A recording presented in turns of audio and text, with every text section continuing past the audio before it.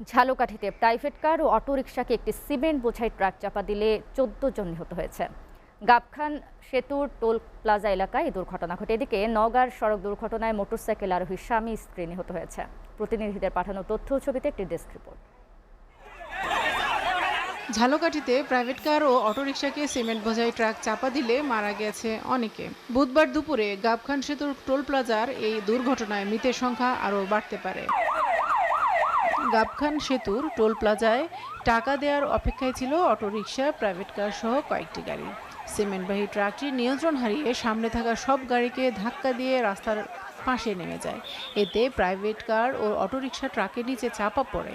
ঘটনাস্থলে মারা যায় অটোরিকশার 7 আরোহী এবং প্রাইভেট কারের 5 আরোহী। প্রাইভেট এবং সিএনজি মাহিন্দ্র অ্যাক্সিডেন্ট হয়েছে। ট্রাকের সম্পূর্ণ প্রাইভেট ট্রাকের নিচে ছিল এবং প্রাইভেট থেকে 7 থেকে 8 জন ডেড বডি বের করা হয়েছে এবং অটো একদম বিচ্ছিন্ন হয়ে গেছে। এদিকে ঘটনা তদন্তে অতিরিক্ত জেলা প্রশাসককে প্রধান করে 4 সদস্যের একটি কমিটি গঠন করা হয়েছে। নিহত পরিবারকে 5 লাখ করে অনুদান দেওয়া হবে।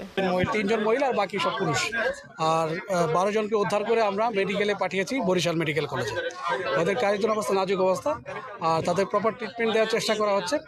আর যে ট্রাকটা এই যে রেকলেস অবস্থায় ছিল সেই ট্রাকটা উদ্ধার করা হচ্ছে, আর বাকি আইনগত ব্যবস্থা পরবর্তী নেওয়া হবে। যারা নিহত হয়েছেন তাদের পরিবারের জন্য সরকার 5 লক্ষ টাকা, এবং এই দুর্ঘটনায় কেউ পঙ্গুত্ব বরণ করলে সেই সকল পরিবারে তাদের সেসব ব্যক্তিদের জন্য 3 লক্ষ টাকা, এবং যারা আহত হয়েছেন হাসপাতালে চিকিৎসাধীন আছেন তাদের জন্য 1 লক্ষ টাকা প্রদান করবেন বলে জানিয়েছে। অন্যদিকে নওগাঁয় সড়ক দুর্ঘটনায় মোটরসাইকেল আরোহী স্বামী স্ত্রীর মৃত্যু হয়েছে। এই ঘটনায় নিহতের এক শিশু সন্তানও গুরুতর আহত। তাকে উদ্ধার করে নওগাঁ সদর হাসপাতালে ভর্তি করা হয়েছে।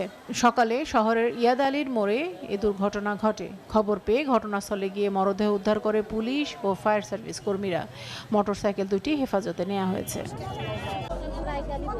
এসিটিভি নিউজ ডেস্ক।